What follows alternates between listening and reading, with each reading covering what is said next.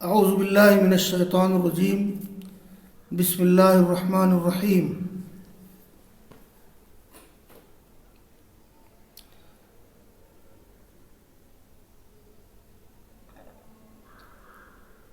یا ایہا الذین آمنوا کونوا قوامین للہ شہداء بالقسط۔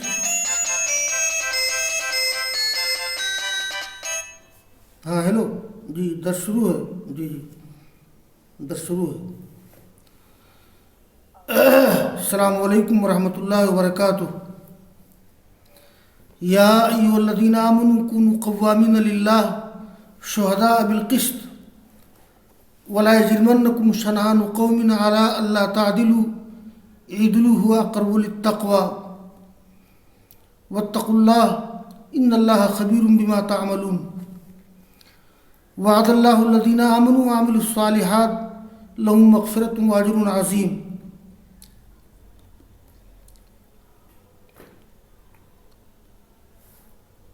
یہ سورہ مائدہ کے دوسرے رکوع کی آخری آیات کا درس آج ہوگا انشاءاللہ۔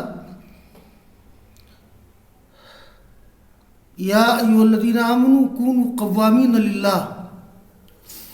قوامین واحد قوام، کھڑا ہونے والا، اور القسط کے معنی انصاف۔ ولا یجرمنکم شنآن قوم، یہ لا یجرمن، مجرم نہ بنائے، یہاں ترجمہ ہوگا آمادہ نہ کرے۔ اور شنآن کے معنی دشمنی، بغض، عناد، اسی سے شانئن ہے۔ ان شانئک هو الابتر، یہ لفظ پہلے بھی آ چکا ہے۔ الا اللہ تعدلوا اعدلوا هو اقرب للتقوی، یہ ہوا کا مرجع عدل ہے جس سے اعدلوا مشتق ہے۔ واتقوا اللہ ان اللہ خبیر بما تعملون۔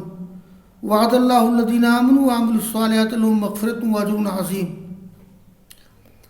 اے ایمان لانے والو، تم لوگ ہو جاؤ اللہ کے لیے کھڑے ہونے والے، یعنی اللہ کی اطاعت کرنے والے، انصاف کے ساتھ گواہی دینے والے، اور تمہیں کسی قوم کی دشمنی ہرگز اس بات پر آمادہ نہ کرے کہ تم انصاف نہ کرو، عدل کرو، انصاف کرو۔ عدل ہی تقوی کے قریب تر ہے، اور اللہ سے ڈرو، بے شک اللہ تعالیٰ باخبر ہے جو تم کر رہے ہو۔ اللہ نے وعدہ کیا ہے ان لوگوں سے جو لوگ ایمان لائے، جن لوگوں نے نیک اعمال کیے، ان کے لیے مغفرت اور اجر عظیم ہے۔ والذین کفروا وکذبوا بآیاتنا اولئک اصحاب الجحیم، اور جن لوگوں نے کفر کیا، ہماری آیات کی تکذیب کی، یہ لوگ جہنم والے ہیں۔ اور آگے کی آیت ہے، یا ایھا الذین آمنوا اذکروا نعمت اللہ علیکم اذ ہم قوم ان یبسطوا الیکم ایدیہم فکف ایدیہم عنکم واتقوا اللہ وعلی اللہ فلیتوکل المؤمنون۔ یہ ہم ہمن من ارادہ کرنا، قصد کرنا، ان یبسطوا الیکم ایدیہم، یہ بسط الید کے معنی یہاں ہے حملہ کرنے کے۔ بسطا یبسط بسطن، پھیلانا۔ فکف ایدیہم عنکم، یہ کف کف کفن معنی روکنا۔ ہتھیلی کو عربی میں اس لیے کف کہتے ہیں کہ آدمی اس سے روکتا ہے کوئی چیز۔ واتقوا اللہ وعلی اللہ فلیتوکل المؤمنون۔ اس آیت کریمہ میں اللہ تعالیٰ نے اپنے ایک انعام کا ذکر کیا ہے کہ جب رسول اللہ صلی اللہ علیہ وسلم اور صحابہ کرام مکہ سے نکل کر مدینہ آئے تو ایسے بہت سے مواقع آئے کہ اللہ تعالیٰ نے مسلمانوں کو دشمنوں کے ہاتھ سے بچا لیا۔ اللہ تعالیٰ نے مسلمانوں کی حفاظت کی۔ اس میں اسی کا ذکر ہے، میں ترجمہ کرتا ہوں۔ ویسے اے ایمان لانے والو، اللہ کی نعمت کو یاد کرو اپنے اوپر، جب لوگوں نے ارادہ کیا کہ تمہاری طرف اپنے ہاتھ بڑھائیں، یعنی تم پر حملہ کریں، فکف ایدیہم عنکم، تو اللہ تعالیٰ نے ان کے ہاتھوں کو تم سے روک دیا۔ واتقوا اللہ، اللہ تعالیٰ سے ڈرو اور اللہ پر ایمان لانے والے بھروسہ کریں، اللہ تعالیٰ ہی پر بھروسہ کریں مومنین۔ یہ جو آیت کریمہ میں نے پڑھی ہے، اس آیت کریمہ کے سبب نزول کے بارے میں مفسرین نے 3 اقوال ذکر کیے ہیں، 3 واقعات ذکر کیے ہیں۔ یعنی اس آیت کریمہ کے سبب نزول کے بارے میں مفسرین نے 3 واقعات ذکر کیے ہیں۔ میں تینوں واقعات ذکر کرتا ہوں۔ یہ پہلا واقعہ ہے کہ غزوہ بنو المصطلق جو سن 5 ہجری میں واقع ہوا ہے، غزوہ بنو المصطلق سے واپسی کے موقع پر جب لوگ جگہ جگہ پڑاؤ ڈالے ہوئے تھے، جامع صحیح بخاری میں بڑی تفصیل کے ساتھ اس واقعے کا ذکر کیا گیا ہے، تو اس موقع پر ایک اعرابی آیا اور اس نے آپ کو قتل کرنا چاہا۔ رسول اللہ صلی اللہ علیہ وسلم نے اپنی تلوار لٹکا دی تھی ایک درخت سے، تو ایک اعرابی آیا اور آپ کی تلوار کھینچ کر کہا کہ من یمنعک منی، کہ تم کو مجھ سے کون بچائے گا؟ تو آپ نے کہا کہ اللہ۔ تو آپ کے جواب کا یا آپ کی گفتگو کا ایسا اثر ہوا کہ اس کا ہاتھ کانپ گیا، تلوار اس کے ہاتھ سے گر گئی۔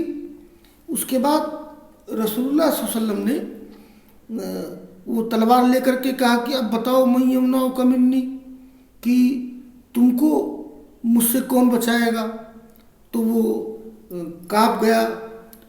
وہ یہودی تھا جس کا ایمان اللہ پہ مضبوط نہیں تھا، یہودی تھا یا مشرک تھا، کافر تھا، اس کا نام دعثور تھا، اور بھی کوئی نام آتا ہے۔ تو اس آیت میں اشارہ اسی واقعے کی طرف ہے کہ کس طرح سے اللہ تعالیٰ نے رسول اللہ صلی اللہ علیہ وسلم کو بچا لیا ایک حملہ آور سے۔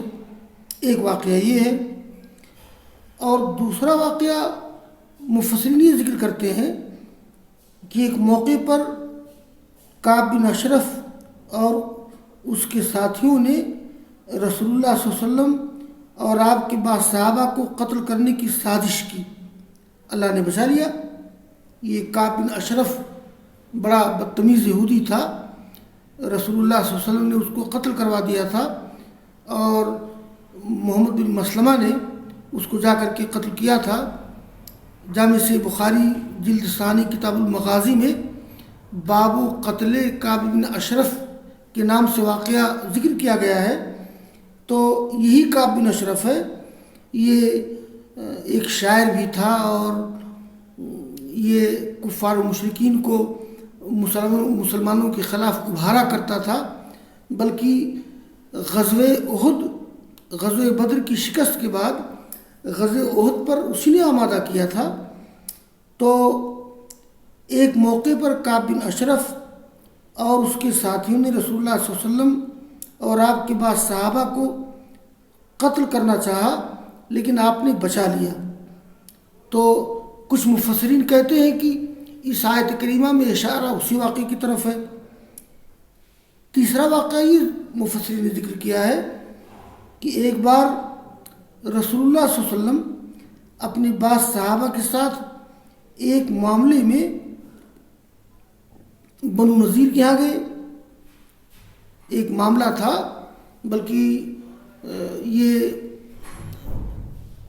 کسی مسلمان نے کسی کو قتل کر دیا تھا، تو چونکہ بنو نذیر سے آپ کو معاہدہ تھا تو بنو نذیر سے وہ دیت کے بارے میں تعاون حاصل کرنے کے لیے آپ بنو نذیر کے یہاں بات کرنے کے لیے گئے تھے۔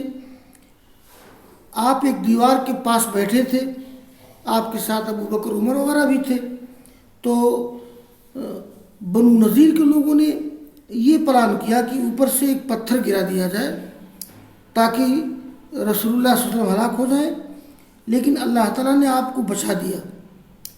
یہی واقعہ غزوہ بنو نذیر کا سبب بنا ہے جو سن 4 ہجری میں پیش آیا ہے، اور اسی موقع پر یہ سورہ حشر کا نزول ہوا ہے جس کو بعض لوگوں نے سورۃ النذیر کہا ہے۔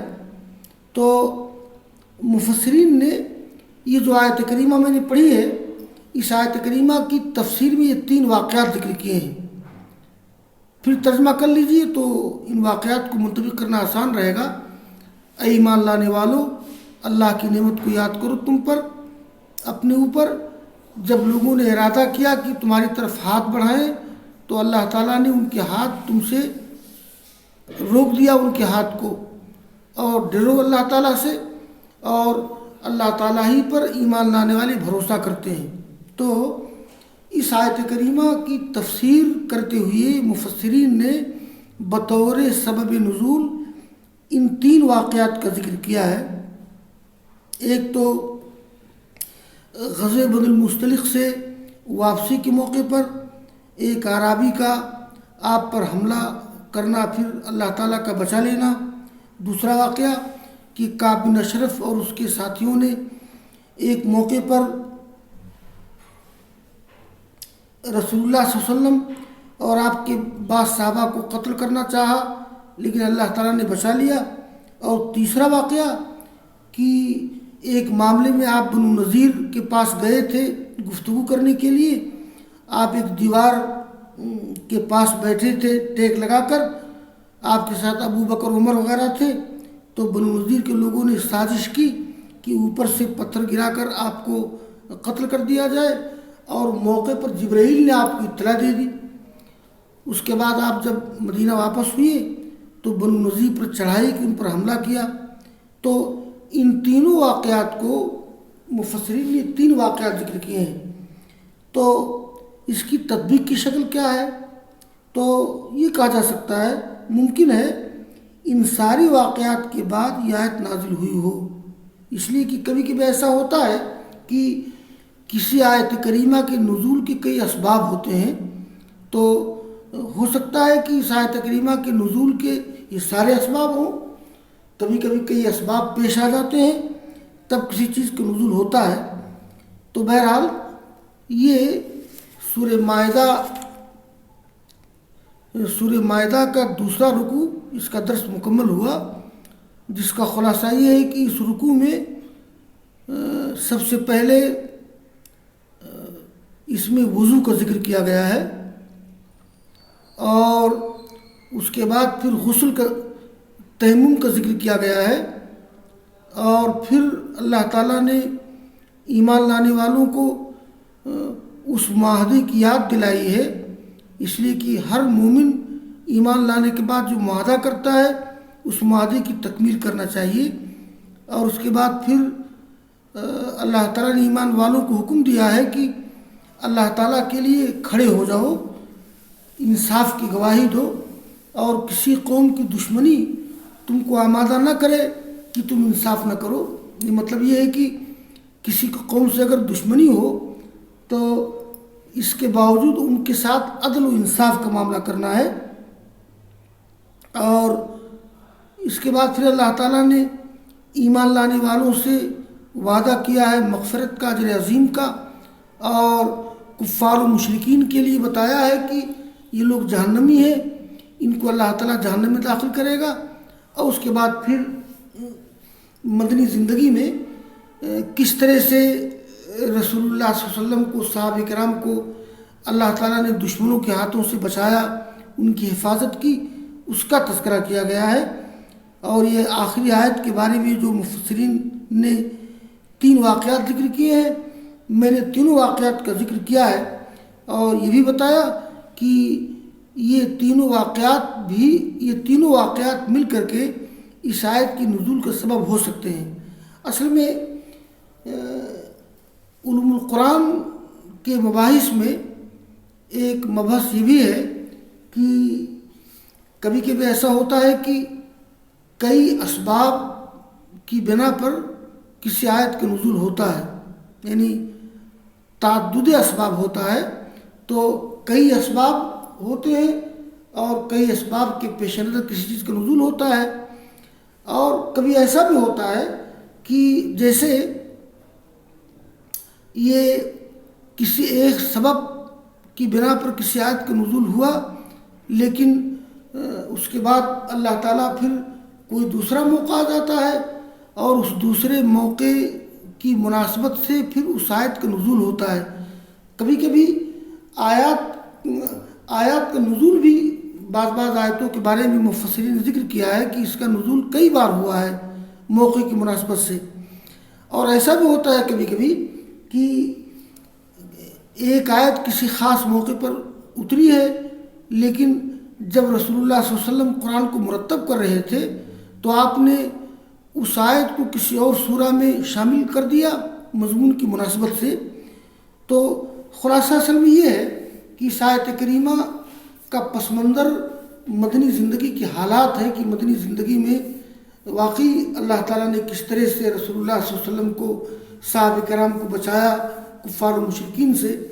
ٹھیک ہے، غزوہ بدر میں مسلمان شہید کر دیے گئے تھے، لیکن اس کے باوجود غزوہ احزاب ہے، یہ غزوہ بدر میں شکست ہوئی کفار و مشرکین کی، غزوہ احزاب میں بھاگ گئے وہ، صرف غزوہ احد میں مسلمان شہید کر دیے گئے تھے، اور وہ بھی کچھ بعض غلطیوں کی وجہ سے، میں نے غلطی سے غزوہ بدر کہہ دیا تھا۔ غزوہ بدر میں اللہ تعالیٰ نے مسلمانوں کو فتح عطا فرمائی تھی، اور اس کے بعد سن 3 ہجری میں غزوہ احد ہوا تھا۔ غزوہ احد میں کچھ جنگی غلطی کی وجہ سے مسلمان شہید کر دیے گئے اور وہ دفن ہیں مقام احد میں۔ تو یہ مدنی زندگی میں کچھ حالات ایسے پیش آئے، لیکن اس کے باوجود اللہ تعالیٰ نے مسلمانوں کی حفاظت کی، اور اکثر غزوات میں اللہ نے مسلمانوں کو فتح مبین عطا فرمائی، اور بعض نازک مواقع پر اللہ تعالیٰ نے رسول اللہ صلی اللہ علیہ وسلم کی اور مسلمانوں کی کس طرح سے حفاظت کی۔ تو یہ اس سے پیغام دینا مقصد ہے کہ کبھی بھی اگر ایمان والے ایمان پر قائم رہیں تو اللہ تعالیٰ ایمان والوں کی حفاظت کرے گا انشاءاللہ۔ تو وآخر دعوانا ان الحمدللہ رب العالمین۔